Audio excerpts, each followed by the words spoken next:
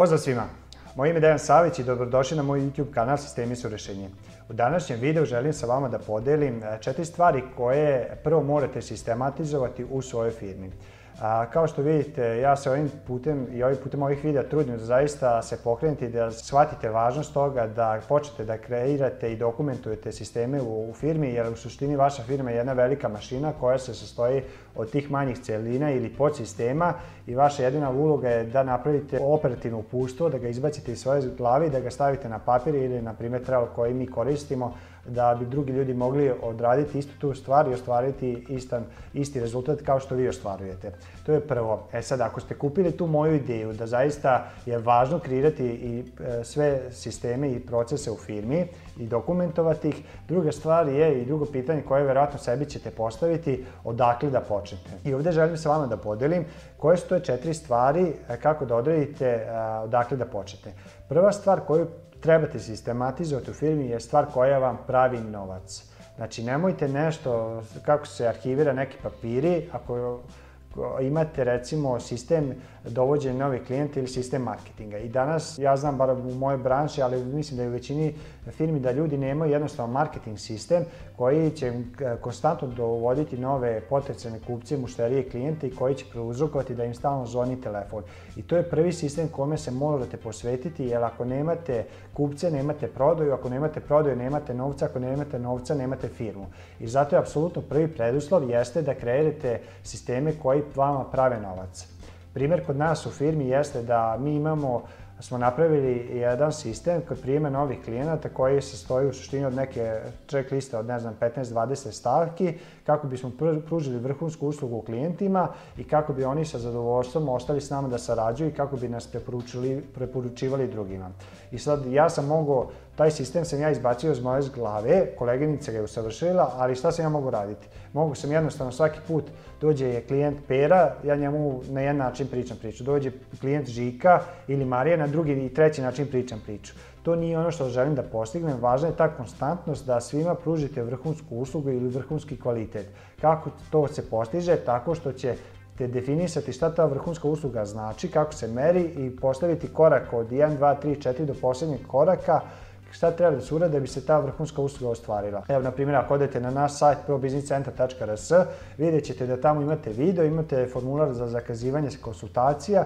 Kad kliknete tamo, pojavit će vam se slobodni termini kad možete zakazati svoj termin. Posle toga kad zakažete termin, šalje vam se formular gdje ćete dobiti upitnik od 10 pitanja kako bismo se što bolje pripremili za sastanak. Sad, da svega toga nema, recimo, šta bi bila druga opcija? Da nazovete telefon, možda vam se neko javi, možda vam se ne javi. Ili ako vam se javi, da ja sad izgubite, 5 minuta vremena, da vam kažem možete doći danas i ne, izvinite mi, ipak sam pogrešio, nešto mi se desilo, možete ipak doći sljedeće nedelje. To nije sistem, nego tačno osoba zna kad klikne, vidi sljedeće nedelje imaš slobodno utorak i četvrtak u 1 i 2, pa ti biraj. I to je ono što olakšate klijentima s druge strane i što na kraju krajeva meni pravi novac tako što dobijamo nove klijente, a olakšali smo taj proces istraživanja knjigovodstvenih agencija. I to je znači prvi sistem koji treba da radite, jeste taj sistem marketinga i prodaje. Znači koji vam pravi novac. Druga po važnosti koje sisteme treba da radite jeste koji vam štede vreme. Također je vreme jedan resurs koji mi ne možemo vratiti. Od svih resursa, od novca, računara, ljudi, jedino vreme ne možemo više vratiti kad nam prođe. Zato je bitno da vidite koji procesi u firmi vam oduzimaju najviše vremena i onda da sednete i da vidite da li je to najbolji način koji se nešto može odraditi. Kod nas u firmi, recimo, jedna od usluga je osnivanje privrednih društava i preduzetnika. I pre nego što smo to sistematizovali, kod nas je to trajao proces nekih 20 dana i onda isto se razlika u kvaliteti. Recimo, kod klijenta A uradimo na jedan način, kod klijenta B uradimo na drugi način i to nije ono konstantno što je potrebno. Znači, kao kad odete recimo u McDonald's, možda hrana im nije najukusnija, ali su najuspešniji lanac restorana zato što uvek daju iste hamburgere, isti ukus, isti način usluge, tako i kod vas trebate da imate uvek konstantne rezultate koje klijenti mogu očekivati od vas. I šta smo mi uradili? Seli smo, vidjeli smo, pitali smo kako sada funkcioniše sistem osnivanja, prijem i osnivanja, vidjeli smo, ok, ima to, ajde vidimo šta sve radimo, popisali smo korake i onda smo vidjeli da li postoji bolji način koje sisteme možemo ubrzati i recimo jednostavna stvar koju smo ubrzali.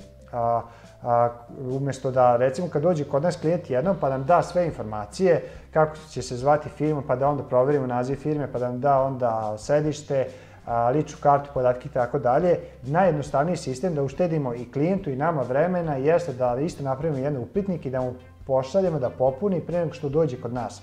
Da kod nas dođe samo na svršen čin, samo da potpiše, a ne da dolazi kod nas nekoliko puta da nam dostavlja dokumentaciju. I mi smo tako uštedili mnogo vremena. Skratili smo, ne znam, sa sat vremena na 10 minuta. Isto jedna stvar kod osnivanja je, recimo, uputstva. Jedna od zadnjih stavki je da damo kompletno uputstvo kad završimo osnivanje, kako nam se dostavlja dokumentacija, kako se pravi faktura, kako se instalira elektronski sertifikat i tako dalje. Znači nekih 20-ak stvari kako bi klijentima pomogli da što lakše uđu u svoj biznis, da pokrenu što lakše svoj biznis i kako je pre funkcionisalo. Svaki put kad dođe klijent, ja mu svaki put objašnjavam kako treba da izgleda faktura. I onda šta je bolji sistem? Jednostavno, prvi sljedeći put sam snimio video kako treba da izgleda ispravna faktura i onda sam to okačio, napravili smo jednu Trello tablu i tu smo sva ta video uputstva stavili, nekih 20-ak video uputstva i onda samo jednim klikom ili jednim mailom mi pošaljamo klijentu i onda je na njemu to da isplati i da se na to vraća kad god mu je potrebno. Jer tu je veliki jedan problem, ako mu sve damo odjednom, mi ćemo ga ugušiti. Najbolji način učenja je da learning just in time, da učite samo ono što vam je potrebno za sljedeći korak. I mi smo time postigli. Tako da je to nama značajno uštedilo vreme, a kreiralo ogromnu vrijednost za naše klijente. Treća vrsta sistema kojima treba da se posvetite jeste oni koji prouzrokuju lošu uslugu vašim klijentima i kupcima. Treba da vidite šta je ono što danas radite, a zbog čega se klijenti žale ili zbog čega gubite klijente.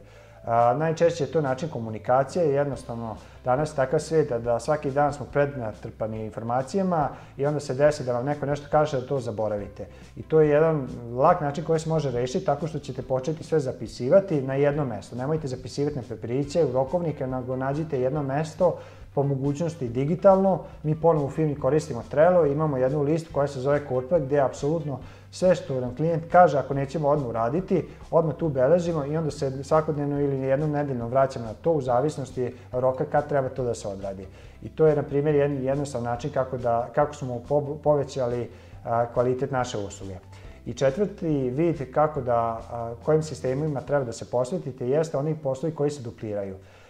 Većina nas, iako misli da je efikasna, kada počnemo da merimo, vidimo da zaista dosta stvari radimo traljavo, neefikasno, neproduktivno.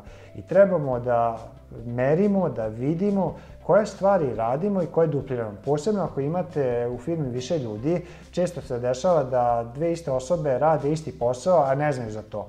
I onda treba da vidite te poslove koji se dupliraju, kako mogu da se grupišu i da se u jednom potezu obavi više zadataka. I to je to. Znači, da rezimiram, ako ste kupili moju ideju da treba da sistematizujete firmu, druga je da odlučite od čega ćete da počnete, a počinjete od prve stvari, od onoga što vam pravi novac, od onoga što vam štedi vreme, od onoga što vam prouzrokuje lošu uslugu k vašim kupcima i mušterijama i četvrta stvar je da sistematizujete one poslove koji se dupliraju. Toliko u ovom videu, nadam se da vam je bio koristan. Do sljedećeg videa veliki pozdrav i ne zaboravite da se prijavite na moj YouTube kanal. Pozdrav, ćao!